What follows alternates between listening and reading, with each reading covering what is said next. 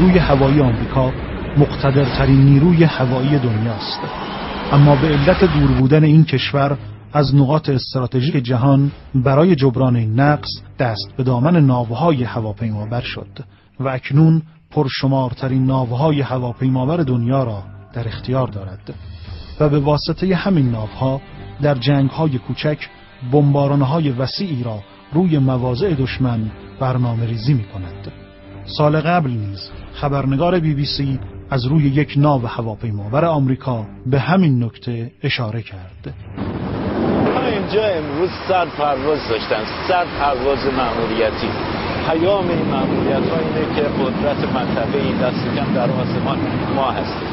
ناوهای هواپیمابر توسط رزم ناوها و هلیکوپترهای دیدبانی به طور مستمر محافظت می‌شوند و هر گونه نزدیکی به این ناوها نتیجه‌ای جز انهدام و نابودی برای قایقی که نزدیک شود ندارد و اتفاقی که برای قایق کوچک اماراتی افتاد از همین نوع است. فرماندهان آمریکایی فراموش نکردند که مقام‌های ایران همین چند هفته پیش علیه عبور و مرور کشتی‌های آمریکایی هشدار دادند. البته ما این تهدیدها رو میشنویم و به اونها توجه داریم و با توجه به این تهدیدها ما خودمون رو برای عبور آماده میکنیم. ما توان ردگیری رو داریم و میتونیم خطرها رو شناسایی و ارزیابی کنیم. بر روی عرشه تفنگداران آمریکایی مراقب اوضاع است. نگرانی عمده موشک‌های ساحل به دریای ایران و قایق‌های کوچک اما سریع سپاه پاسداران. با این شرایط مسئولین ایرانی چگونه میتوانند این ناوها را آهن پاره خطاب کنند؟ ناو هواپیمابر با طول بیش از 300 متر و نزدیک به 6000 خدمه و در حدود 80 هواپیما مناسب جنگ‌های اقیانوسی است و به علت آبخور بسیار بالا در منطقه خلیج فارس که عمق آب بسیار کم است امکان مانور مهمی ندارد. اگر وارد خلیج فارس بشن سرشون بنزن پایین بیان و برن و یا آب بین المللی است نخوان کاری به جایی به چیزی داشته باشن خب میان و میرن، کسی هم به اونها تعرضی نخواهد کرد. ما که شروع به ایجاد تشنج نمی کنیم. اما اگر چنانچه قصد تشنج آفرینی و تحریک داشته باشن همونطور که آمریکایی ها داشتن و چه فرانسه چه آمریکا و چه هر قدرت دیگری بخوان بیان اینجا تا اینکه قدرت خودشون رو در منطقه تحکیم بکنن یقینا برخورد به وجود خواهد آمد و در این برخورد آسیب پذیری اونها همونطور که گفتم خیلی زیاده. حالا این ناوی که جناب عالی اسم بردید و ناوهایی که آمریکایی ها و دیگران اسم میارن و تبلیغ میکنن اینها یقینا چیزهای مدرن و پیشرفته است، شکی نیست. موشک داره، امکانات داره، لکن اون چیزی که امروز در خلیج فارس به عنوان قدرت نظامی جمهوری اسلامی حضور داره اون از یک خصوصیاتی برخورداره که این پیچیدگی ها در مقابله با اون ناتوانه. به همین دلیل ایران برای مقابله با این ناوها راه‌های متفاوتی دارد که در این گزارش یکی از آنها را بررسی می‌کنیم. موشک خلیج فارس.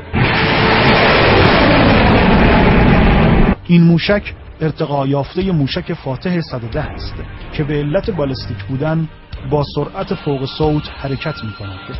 این سرعت باعث می‌شود تا انهدام موشک توسط سپرهای دفاعی ناو هواپیمابر بسیار سخت شود. جالبه که بدونید این هدف ابعادش 1/20 اهداف شناورهای بزرگه. اگر این موشک بتواند این هدف رو مورد اصابت قرار بده طبیعتاً احتمال اصابت به هدف بزرگتر خیلی راحت‌تر و سخت‌تر.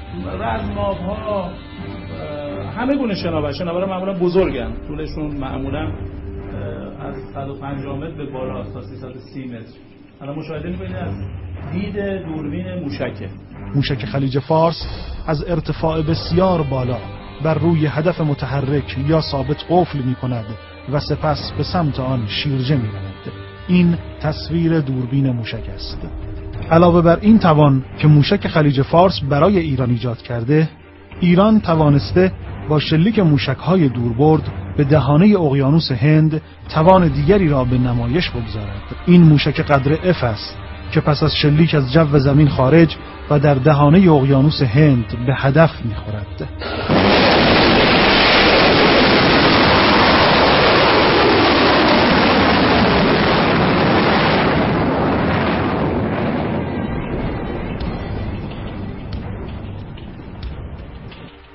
در بهمن ماه سال گذشته 2 فروند موشک در برد 1900 کیلومتر از کویر سمنان به دهانه اقیانوس هند ما شلیک کردیم و جالبه که امریکایی هم اونجا حضور داشتن، چون نوتم کرده بودیم، اعلان کرده بودیم، منطقه رو بسته بودیم و در دهانه اقیانوس هند اصابت رو در سطح دریا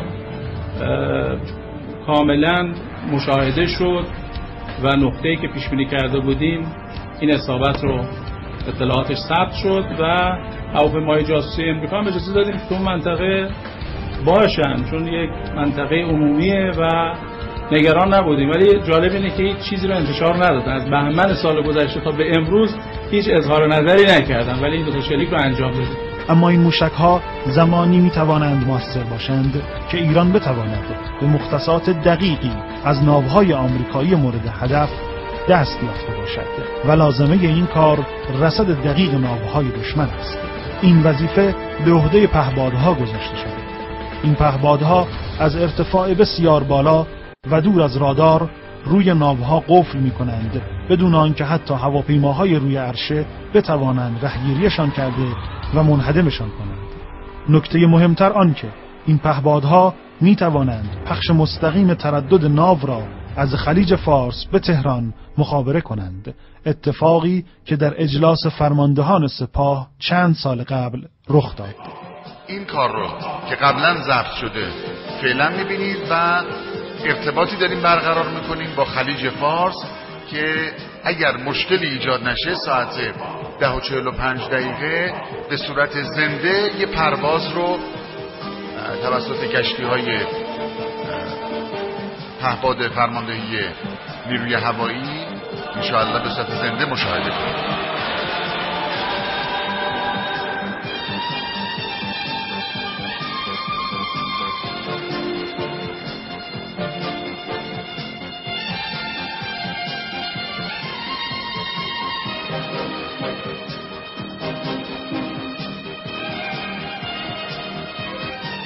اکنون این سوال مطرح است: با چنین توانایی آیا ناوهای چند میلیارد دلاری آمریکا برای این کشور نقطه قوت محسوب می شوند؟